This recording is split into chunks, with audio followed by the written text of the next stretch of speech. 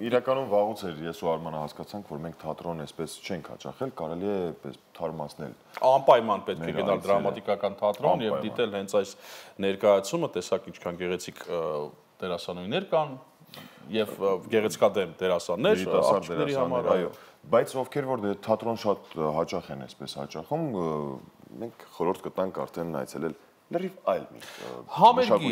կարող եք գնալ, օրինակ փետրվարի 23-ին Արամ Խաչատրյանի համերգի սրահում տեղի կունենա անվանի դիրիժոր Ստեփան Ֆրուխտի Խաչատրյանի անվան 16-րդ միջազգային մրցույթի հաղթող ջութակար Դիանա Ադամյանի եւ Հայաստանի պետական սիմֆոնիկ նվագախմբի համերգը ու ինչքանով որ հասկանում ենք մեր տաղավարում այս մասին ենք խոսելու, մեր տաղավարում է դիրիժոր Ստեփան Ֆրուխտը, good morning։ Բարի լույս, շնորհակալություն, որ եկել եք մայստրո, Դիանա Ադամյանը ջութակար եւ Սարգիս Նալհրանյանը Հայաստանի պետական սիմֆոնիկ նվագախմբի ներկայացուցիչ, ողջույն, ողջույն։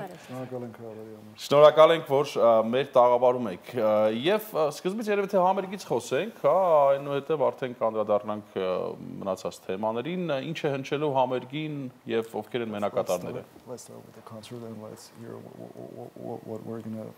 present to the audience. Well, we brought a special program, a very classical one from the tradition of the Western European classical German Vienna style. It's from Mendelssohn and Schubert, Mendelssohn Violin Concerto and Schubert, the Great Symphony, number 8. Շատ յուրահատուկ ծրագրով ենք այս անգամ ներկայանում, կրկին արևմտաեվրոպական դասական երաժշտության դպրոցի ներկայացմամբ լսելու ենք Մենդելսոնի ջութակի կոնցերտը եւ Ֆրանց Շուբերտի մեծ սիմֆոնիան, 9-րդ սիմֆոնիան։ Շնորհակալություն։ Շնորհակալություն։ Դասական երաժշտությունն արվեստի ամենապահպանողական ոլորտն է իրականում ու սակայն կարծես թե դասական երաժշտության համար էլ նոր դարաշրջանը նոր պահանջներ է բերում։ Դուք դասականը ակադեմիական շրջանակներում պահպանելու թե այնուամենայնիվ նոր երանգներ, նոր այսպես գործիքներ ներմուծելու կողմնակից եք։ Well, if I got it right, classical music is conservative one. I don't know. I think it's quite actual. And if I have a look here to the audiences, all the Yerevan is full of classical music. I'm really amazed of this because I didn't expect it so much. I mean, we know that here's is the origin of European and Christian tradition. So no wonder that here's lots of music as well. But I think it's quite present here, the classical music. It's not so conservative. Նախ եւ առաջ հավանաբար այնքան էլ համաձայն չէի լինի, որ դասական երաժշտությունը ընդհանրապես չափազանց ավանդապաշտ, ավանդական ոլորտ է։ Հատկապես Հայաստանում ինձ համար ուրախալի էր տեսնել, որ այսքան շատ մարդ լսում է երաժշտություն եւ հատկապես հաշվի առնելով, որ առաջին քրիստոնեական ժողովուրդն ենք, ինչը նաեւ եվրոպական ավանդույթների որոշակի բնորան կարելի է համարել, բավականին առաջադեմ եւ լսարան կա եւ ընդհանրապես հետեւորդներուն գնդիժներ։ And if I might add, there are so many classical musicians around the world from Armenia, so they all are ambassadors for the Armenian classical music, and they're great musicians, especially the string ones. Here's one of them, and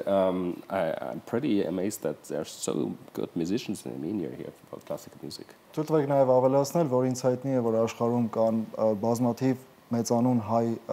երաժիշտներ, մենակատարներ, Դիանա Ադամյանը նրանցից մեկն է, երիտասարդ բայց անվանի արդեն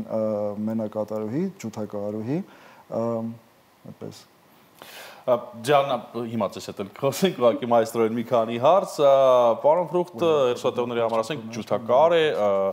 դիրիժոր է, բայց նաև զբաղվում եք մենեջմենթով, հա, ինչպես ստացվեց, որովհետև սովորաբար արվեստի մարդիկ չեն ուզում մենեջմենթով զբաղվել։ Yeah, you know, I also am CEO of artists programs in Germany because I think culture is not only the business of the state but also of private organizations, NGOs and so on. We all have to care the whole society, the culture keeps alive. Այո, հիմնականում Գերմանիայում եմ զբաղվում մշակութային ոլորտի համակարգմամբ, բայց ես նաև հավատացած եմ, որ արվեստը այդպես միայն ընդհանուր հանրային կամ գլոբալ ոլորտներում չի, որ պետք է հոգ տանել դրա մասին, այլ նաև ավելի մասնավոր, ավելի փոքր հատվածներում։ And you know, I come from Berlin. I'm very close to the Berlin Philharmonic, and I learned from Herbert von Karajan, very famous conductor, that it's always good to know how to drive a business if you want to run an orchestra. Ես նաև սերտ համագործակցություն եմ վարում Բերլին Ֆիլհարմոնիկ նվագախմբի հետ եւ կարող եմ ասել, որ մեծանուն դիրիժոր Հերբերտ ֆոն Կարայանից սովորել եմ, որ շատ կարևոր է ինչպես մատուցել երաժշտության, այնպես էլ համակարգել կազմակերպել այն։ Ինչ եք կարծում, օրինակ մշակույթի կառավարման գործիքների մասին ավելի լավ սովորեցնում են համալսարաններում, թե այնուամենայնիվ լինելով պրոֆեսիոնալ երաժիշտ ավելի հեշտությամբ կարելի է հասկանալ արտ մենեջմենթի նրբությունները։ Cultures and arts. Is it better to be experienced and taught in universities or in actual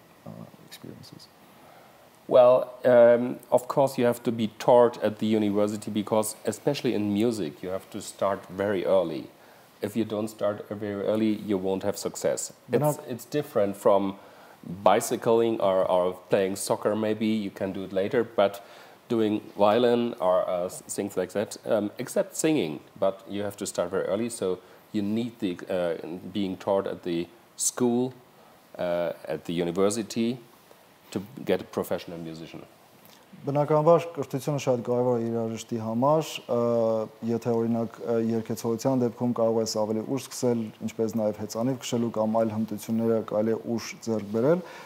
երաժիշտ դառնալու համար պետք է սկսել շատ վաղ տարիքից եւ հետեւաբար եւ նախնական երաժշտական կրթությունը եւ այնուհետեւ ավելի բարձր կրթությունը մեծ կարևորություն ունեն։ I started to play the violin with an age of 5. And I remember quite well when I was in school, I played this Mendelssohn concerto with my school orchestra. So I got very experienced with that quite early. But then, you know, you have to learn a whole life with these pieces to bring it to a professional level. Ես ջութակ նվագել սկսել եմ 5 տարեկանից եւ լավ հիշում եմ, որ առաջին գործերից մեկը հենց Մենդելսոնի ջութակի կոնցերտն էր, որը կատարել էր Դիանան առաջիկա համերգում։ Եվ միանշանակ պետք է ասել, որ ժամանակի հետ հմտությունների ձեռքբերման եւ ավելի մասնանալու հետ ավելի այլ կերպ է սկսում կատարել նույն ստեղծագործությունը։ And last phrase, it's probably the same like being a TV moderator. The longer you do, the more difficult it gets. Հավանաբար կարելի է զուգահեռներ տանել հաղորդավարական արհեստի հետ, եթե կարելի այդպես ասել, ես կասեի, որ որքան ավելի առաջ ես գնում այդ գործում, այնքան ավելի է դժվարանում։ Ես չեմ համաձայնվի, ավելի հեշտանում է կարծում եմ, բայց հետո բայց իրականում սա էլ է արվեստ։ Հա, էլի, ինչի արհեստ օրինական։ Շատ լավ, Սակատակ ջան, դուք քանի տարեկանից եք սկսել ջութակ նվագել եւ Մենդելսոնի այս կոնցերտոն երբ եք նվագել վերջին անգամ փոքր ժամանակ, ինչու ոչ։ Ես սկսել եմ էլի 5 տարեկանում, իմ շացրելի Պետրոս Հայկազյանի դասարանում, ով ցավոք հիմա մեզ հետ չէ։ Մենդելսոնի կոնցերտը նվագել եմ սկսեմ դրանից, որ այս կոնցերտը հիմնականում համարում են մանկական կոնցերտ, որովհետև ինքը տեխնիկական այդքան մեծ բարձրություն չունի, քան համեմատաբար Բեթհովենի կամ դուաժակի կոնցերտների հետ։ Բայց այս կոնցերտը շատ խորություն ունի իր մեջ, որը ինչպես մայստրոն ճիշտ նշեց, միայն տարիների ընթացքում է հնարավոր այդ խորությունը հասկանալ եւ նվագել էմոցիոնալ, այո։ Եվ այս կոնցերտը ես նվագել եմ 10 տարեկանում, առաջին մասը միայն, եւ արդեն 2018 թվականին, երբ արդեն պարզացավ, որ 2020-ին ես պետք է նվագեի Deutsche Symphony Orchestra-ի հետ Բերլինում, ընտրեցինք այս կոնցերտը եւ արդեն սկսեցի կամած վերականգնել եւ սովորել արդեն երկրորդ մասը, որպեսզի արդեն կատարեմ այս կոնցերտը։ Շատ բարդ հարց է, ապրում եք Երևանում, սովորում եք, ելույթ եք ունենում, մեկ մի օր հասնում եք այն բանին, որ պետք է նվագեք այլ երկրի մեծ շատ հայտնի նվագախմբի հետ։ Ինչպիսի զգացողություններ։ Սկսենք նրանից, որ ես ապրում եմ Գերմանիայում։ Հա։ Արդեն 2 տարի սովորում եմ։ Դե բայց միջև հետ ապրում եք Հայաստանում, չէ՞։ Միջև հետ ապրում եմ Հայաստանում, բայց արտասահմանում օրկեստրների հետ սկսել եմ նվագել 12 տարեկանից։ շոկունչիկ միջազգային մրցույթում։ Մարտուկ ջարդուկ։ Այո։ Թարգման ենք այրը։ Այո, եւ արդեն այդտեղից ինձ թվում է արդեն կամաց սովորեցի, տարիների ընթացքում արդեն սովորական դարձավ, որ պետք է գնամ արտասահմանյան երաժիշտների հետ, իհարկե մեծ փորձի փոխանակում է եւ մեծ գիտելիքի ձեռքբերում։ 16-րդ մրցույթը կայացել է on-line ձևաչափով, հա, Խաչատրյանի։ Ինչ տվեց սա երաժիշտների համար, սա բարդություն էր, թե հեշտ էր, թե նոր ինչ-որ այտենց մի փուլ էր, որտեղ որ մտանք, ինչ տվեց օրինակ այդ on-line հարթակը։ Դրական ու բացական կողմեր թեկուզ։ Դրական կողմերը շատ են, որովհետև այդ ժամանակ կարելի ասել դասական երաժշտությունը համարյա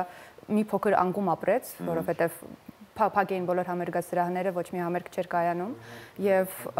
ես շատ ուրախ էի, որ մրցույթը կայացավ եւ անչափ շնորհակալ եմ բոլոր այն մարդկանց, ովքեր հնարավոր դարձրեցին այդ ամեն ինչը։ Բարդություններից կարող եմ ասել, որ իհարկե նվագել դատարկ դահլիճում, ձայնագրել այդ ամեն ինչը կոնկրետ ինձ համար, որպես երաժիշտ, մի քիչ դժվար էր, որովհետև ես սիրում եմ երկխոսություն ունենալ հանդիսատեսի հետ, այսինքն էներգիա տալ հանդիսատեսին եւ ստանալ էներգիա նաեւ ես։